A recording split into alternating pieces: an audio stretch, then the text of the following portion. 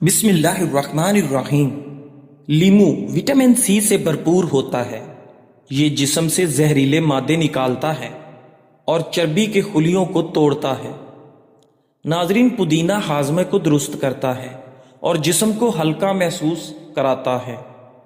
پودینے کا قہوہ یا جوس پی لینے سے آپ کو چربی جلانے میں مدد ملتی ہے۔ ناظرین گرامی، انڈا پروٹین سے بھرپور اور بھوک دیر تک قابو میں رکھتا ہے اور میٹابولزم کو فعال کرتا ہے۔ ناظرین گرامی، تحقیق کے مطابق لال مرچ جسم کا درجہ حرارت بڑھا کر کیلوریز جلانے کی رفتار تیز کرتی ہے۔ پیٹ کے السر یا تیزابیت والے افراد ادرک، لیمو یا دار چینی کم استعمال کریں۔ ہائی بلڈ پریشر والے افراد لال مرچ سے پرہیز کریں۔ ناظرین گرامی، کھانے کے بعد ادرک والا نیم گرم پانی گیس اور چربی دونوں کو ختم کرتا ہے۔ دار چینی انسولین کی سطح کو متوازن رکھ کر شوگر اور چربی دونوں کو کنٹرول میں رکھتی ہے۔ ناظرین گرامی، چائے یا گرم پانی میں ایک چٹکی دار چینی کا استعمال مفید ہے۔ صبح خالی پیٹ نیم گرم پانی میں لیمو کا رس بہترین ڈیٹاکس ہے۔ پودینے کے پتے پانی میں ابال کر پینے سے بلڈ پریشر متوازن ہوتا ہے۔ یہ نسخہ جسم میں خون کی روانی کو بہتر کرتا ہے۔ ناظرین گرامی، لیمو کے پتے سکھا کر پیس لیں، پھر نیم گرم پانی میں گھول کر کلی کریں۔ یہ دانتوں اور مسوڑوں کو مضبوط کرتا ہے اور بدبو کو دور کرتا ہے۔ ناظرین، چکندر کے پتوں کو بھاپ میں پکا کر کھانے سے خون کے خلیات تیزی سے بنتے ہیں۔ یہ طریقہ جسم میں آئرن کی سطح کو متوازن رکھتا ہے۔ تلسی کے بیج دودھ میں ابال کر پینے سے دل کی بے ترتیبی دور ہوتی ہے۔ کھیرے کے بیج ابال کر پیو اور مشروب گردوں کے درد اور پیشاب کی رکاوٹ کو دور کرتا ہے۔ ناظرین گرامی، انار جسمانی دفاعی نظام کو مضبوط بناتا ہے۔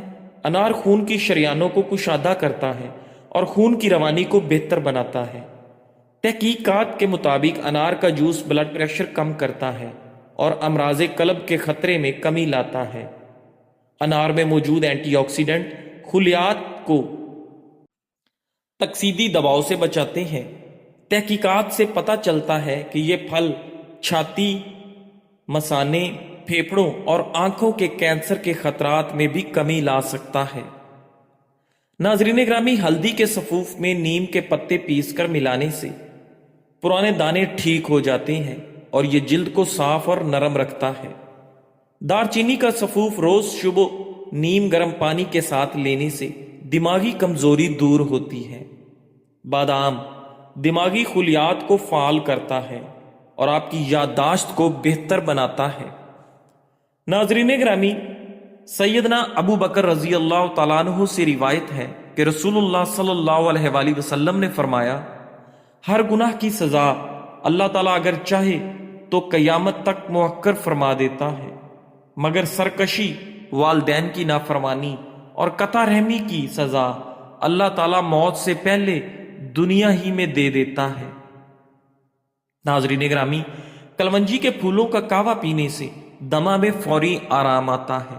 سیدھا بیٹھ کر ٹانگ آگے پیچھے بائیں یا دائیں ہلائیں یا ہلکی واک کریں، یہ گھٹنے کو سخت ہونے سے بچاتا ہے۔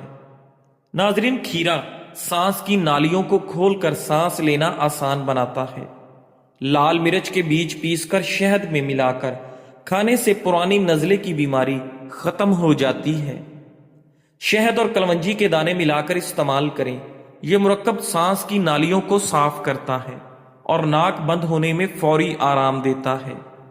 ناظرین گرامی، ایک عرابی نے کوئی جرم کیا، قاضی نے اسے 3 میں سے 1 سزا لینے کا اختیار دیا۔ 100 پیاز کھا لے یا 100 کوڑے کھا لے یا 100 دینار سونے کے سکے ادا کرے۔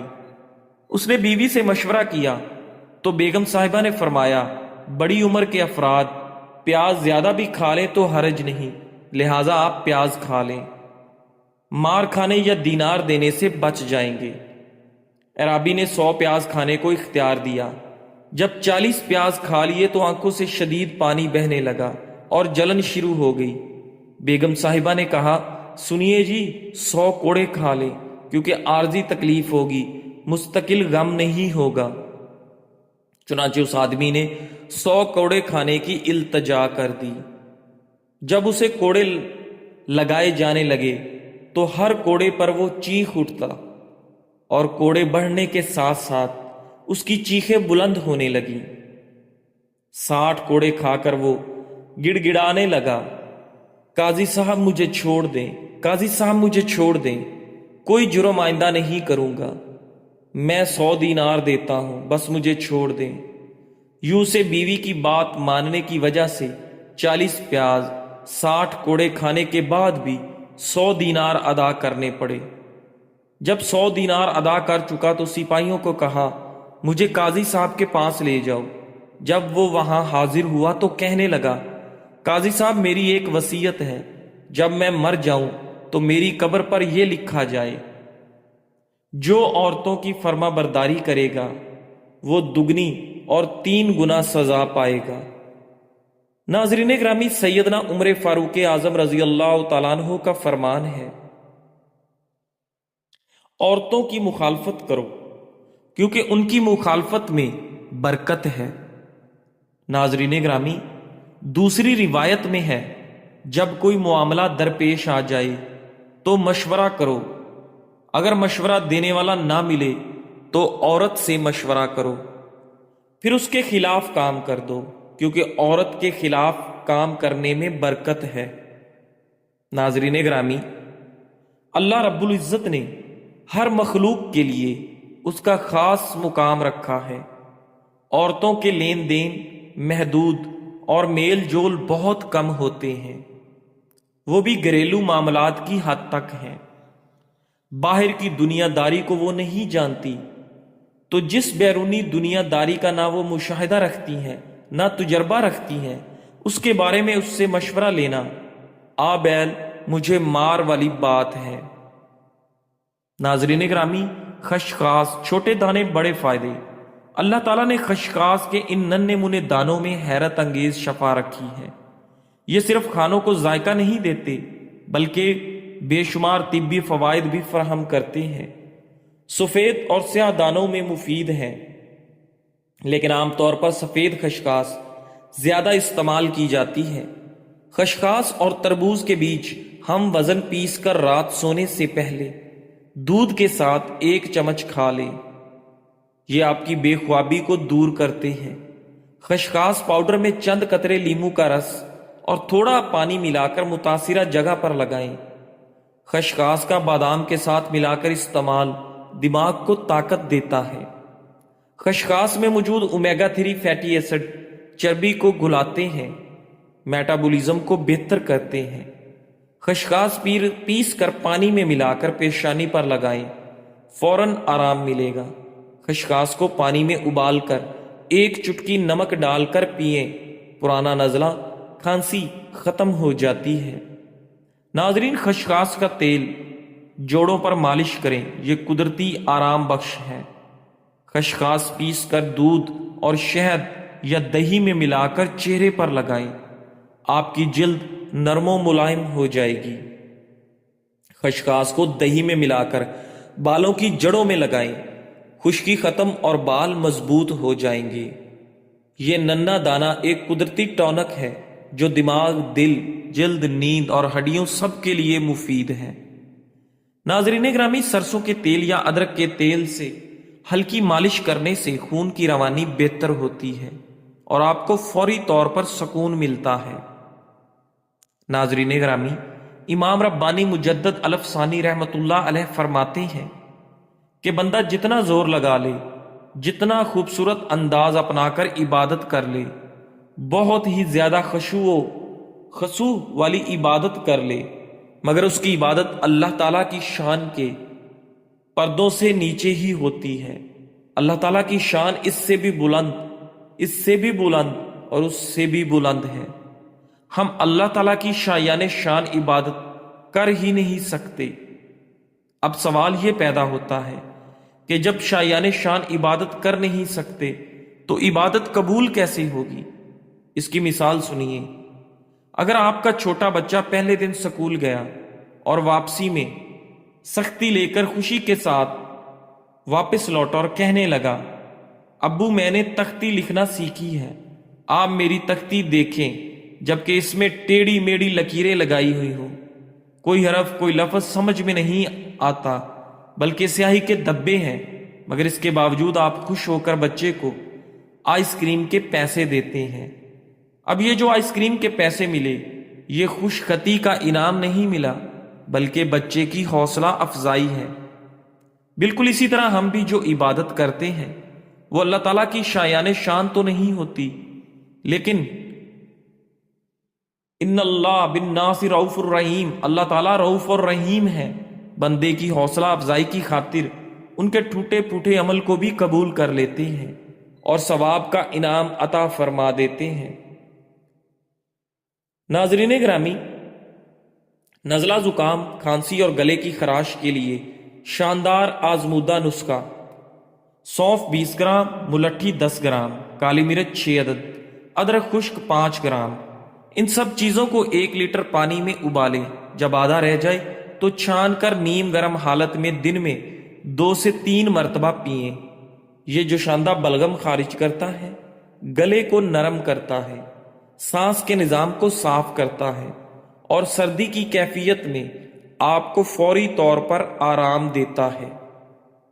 ناظرین گرامی، شکرقندی میں وٹامن اے، سی اور فائبر موجود ہوتا ہے، جو بچوں کی مجموعی نشو و نما اور مدافعتی نظام کے لیے مفید ہے۔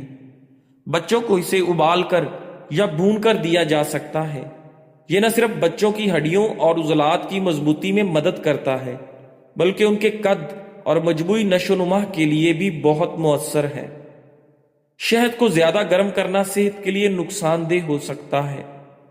ناظرین، ماہرین کے مطابق شہد کو زیادہ گرم پانی یا مشروبات میں نہ ڈالیں۔ اگر چائے یا کافی میں استعمال کر رہے ہیں تو چند منٹ ٹھنڈا ہونے دیں۔ شہد کو دہی یا سمودی میں بغیر حرارت کے استعمال کریں۔ سب سے محفوظ اور فائدہ مند طریقہ یہ ہے کہ شہد کچا استعمال کریں، مثلا دہی، اوٹ میل، ٹوسٹ یا پھلوں کے اوپر چھڑکیں۔ اسی طرح انزائمر اور اینٹی آکسیڈنٹ برقرار رہتے ہیں۔ ناظرین گرامی، رسول اللہ صلی اللہ علیہ وآلہ وسلم نے فرمایا، بے شک وہ نیک اعمال اور حسنات جو مومن کے مرنے کے بعد بھی اسے پہنچتے رہتے ہیں، ان میں سے ایک یہ ہے کہ اس نے کوئی علم کسی کو سکھایا ہو اور اسے پھیلایا ہو۔ صحیح الجامع۔ ناظرین گرامی، اپنے رزق میں دوسروں کو شامل کریں۔ اگر آپ اچھا رزق کما رہے ہیں تو یقین جانیں اس میں آپ کی ذہانت یا صلاحیتوں کو کوئی کمال نہیں، بڑے بڑے عقل کے پہاڑ خاک چھان رہے ہیں۔ ناظرین، اگر آپ کسی بڑی بیماری سے بچے ہوئے ہیں تو اس میں آپ کی خوراک یا حفظان صحت کا اختیار کرو، احتیاطی تدابیر کا کوئی دخل نہیں۔ ایسے بہت سے انسانوں سے قبرستان بھرے ہوئے ہیں جو سوائے منرل واٹر کے کوئی پانی نہیں پیتے تھے۔ ناظران گرامی، مگر پھر اچانک انہیں برین ٹیومر، بلڈ کینسر یا ہیپاٹائٹس کا شکار ہو جاتے تھے اور وہ چند دنوں یا لمحوں میں دنیا سے کوچ کر گئے۔ اگر آپ کی بیوی بچے سرکش نہیں بلکہ آپ کے تابع دار و فرما بردار ہیں، خاندان میں بیٹے بیٹیاں مہذب، باحیا اور با کردار سمجھے جاتے ہیں، تو اس کا سب کریڈٹ بھی آپ کی تربیت کو نہیں جاتا، کیونکہ بیٹا تو نبی کا بھی بگڑ سکتا ہے اور بیوی تو پیغمبر کی بھی نافرمان ہو سکتی ہے۔ اگر آپ کی کبھی جیب نہیں کٹی، کبھی موبائل نہیں چھینا، تو اس کا یہ مطلب نہیں کہ آپ بہت چکنے اور ہوشیار ہیں، بلکہ اس سے یہ ثابت ہوا کہ اللہ نے بدکماشوں، جیب کتروں اور رہزنوں کو آپ کے قریب نہیں بھٹکنے دیا، تاکہ آپ ان کی ضرر رسانیوں سے بچے رہے ہیں۔ ناظرین، یقین، صبر اور مسلسل محنت، یہ 3 چیزیں زندگی بدل سکتی ہیں۔ اگر تمہارا دل سچا ہو، نیت صاف ہو اور مقصد بلند ہو تو راستے خود بخود بنتے چلے جاتے ہیں۔ کبھی ہمت ہارو، کیونکہ وہ وقت ضرور آئے گا جب تمہاری خاموش محنت سب کو حیران کر دے گی۔ اللہ پر بھروسہ رکھو، وہ تمہیں وہاں لے جائے گا جہاں تمہارا گمان بھی نہیں جا سکتا۔ اس لیے ناظرین، ہمیشہ اپنے رب پر پکا اور سچا بھروسہ رکھنا چاہیے اور اسی پر توکل کے ساتھ خاموشی سے محنت کرنی چاہیے۔ انشاءاللہ وہ آپ کو محنت کو رنگ دے گا اور ضرور ایک دن آپ کامیاب ہو جائیں گے۔ جزاک اللہ۔